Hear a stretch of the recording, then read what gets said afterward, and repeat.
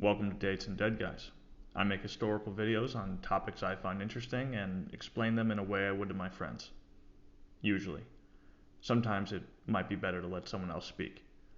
The Triangle Shirtwaist Fire is among the best known industrial disasters of the 20th century. It's been highly written about as a topic, and I'm not looking to give my version of it.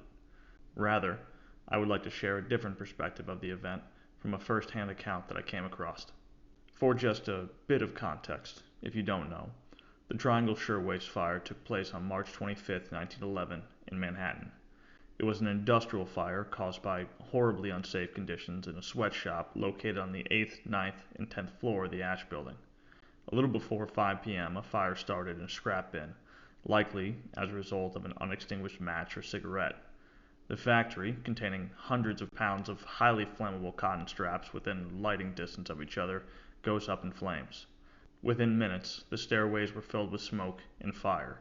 The elevator was jammed and additional exits were locked from the outside, a practice done by management to prevent unauthorized breaks within the factory. 146 workers died, mostly immigrant women between the ages of 14 and 23, working for slave wages but without better options. William Shepard, a reporter, was close to the Ash Building that day when the fire broke out. His perspective is different in that he watched the event unfurl from the ground.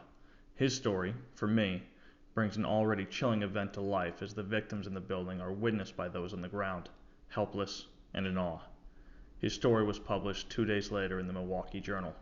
Quote, I was walking through Washington Square when a puff of smoke issuing from the factory building caught my eye. I reached the building before the alarm was turned in. I saw every feature of the tragedy visible from the outside of the building. I learned a new sound, more horrible than description can picture. It was the thud of a speeding living body on a stone sidewalk. THUD-DEAD, THUD-DEAD, THUD-DEAD, THUD-DEAD. 62 THUD-DEADs. I call them that because the sound and thought of death came to me each time at the same instant. There was plenty of chance to watch them as they came down. The height was 80 feet. The first 10 THUD-DEADs shocked me. I looked up, saw that there were scores of girls at the windows. The flames from the floor below were beating in their faces. Somehow I knew that they, too, must come down, and something within me, something I didn't know was there, steeled me.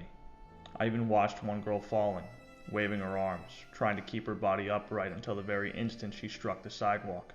She was trying to balance herself.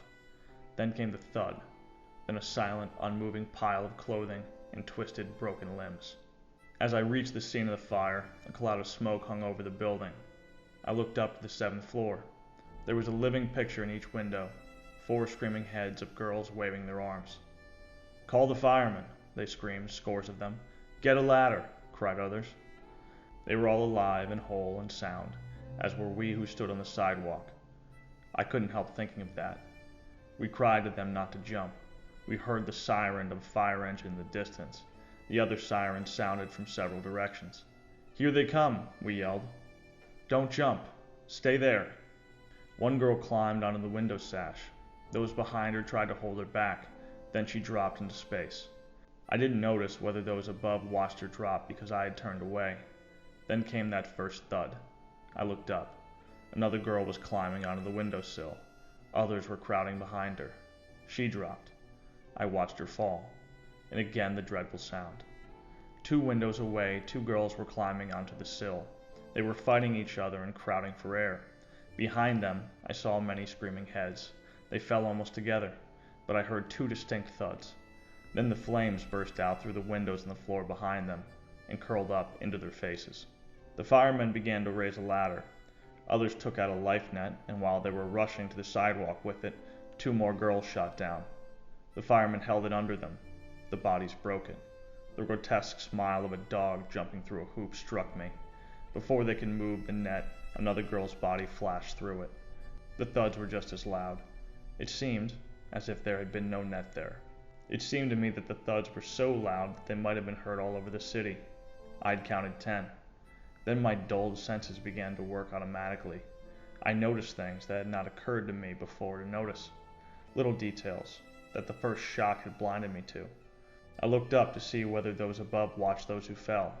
I noticed that they did. They watched them every inch of the way down. and probably heard the roaring thuds that we heard. As I looked up, I saw a love affair in the midst of all the horror. A young man helped a girl to the windowsill. Then he held her out, deliberately away from the building, and let her drop. He seemed cool and calculating.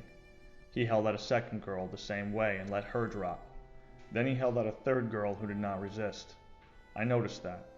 They were as unresisting as if he were helping them onto a streetcar instead of into eternity. Undoubtedly, he saw a terrible death awaited them in the flames, and his was only a terrible chivalry. Then came the love amid the flames. He brought another girl to the window. Those of us who were looking saw her put her arms around him and kiss him. Then he held her out into space and dropped her. But quick as a flash, he was on the windowsill himself. His coat fluttered upward. The air filled his trouser legs. I could see that he wore tan shoes and hose. His hat remained on his head. THUD-DEAD. THUD-DEAD. Together, they went into eternity. I saw his face before they covered it. You could see in it that he was a real man. He had done his best. We found out later that in the room in which he stood, many girls were being burned to death by flames and were screaming in an inferno of flame and heat. He chose the easiest way and was brave enough to even help the girl he loved to a quicker death, after she had given him a goodbye kiss. He leaped with an energy as if to arrive first in that mysterious land of eternity, but her THUD-DEAD came first. The fireman raised the longest ladder. It reached only the 6th floor. I saw the last girl jump and miss it, and then the faces disappeared from the window. But now, the crowd was enormous, though all this had occurred in less than 7 minutes. The start of the fire, and the thuds, and deaths. I had heard screams around the corner and hurried there. What I had seen before was not so terrible as what had followed. Up in the 9th floor, girls were burning to death before our very eyes. They were jammed in the windows. No one was lucky enough to be able to jump, it seemed. But, one by one, the jams broke. Down came the bodies in a shower, burning, smoking, flaming bodies, with disheveled hair trailing upward. They had fought each other to die by jumping instead of by fire. The whole, sound, unharmed girls who had jumped on the other side of the building had tried to fall feet down, but those fire torches, suffering ones, fell inertly, only intent that death should come to them on the sidewalk instead of in the furnace behind them. On the sidewalk lay heaps of broken bodies. A policeman later went out with tags which he fastened with wires to the wrists of the dead girls, numbering each with a lead pencil, and I saw him fasten tag number 54 to the wrist of a girl who wore an engagement ring. A fireman who came downstairs from the building told me that there were at least 50 bodies in the big room on the 7th floor.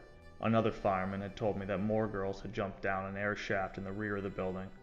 I went back there, into the narrow court, and saw the heap of dead girls. The floods of water from the fireman's hose that ran into the gutter were actually stained red with blood. I looked upon the heap of dead bodies and remembered these girls were the shirtwaist makers. I remembered the great strike of last year, in which the same girls demanded more sanitary conditions and more safety precautions in the shops. These dead bodies were the answer." End quote.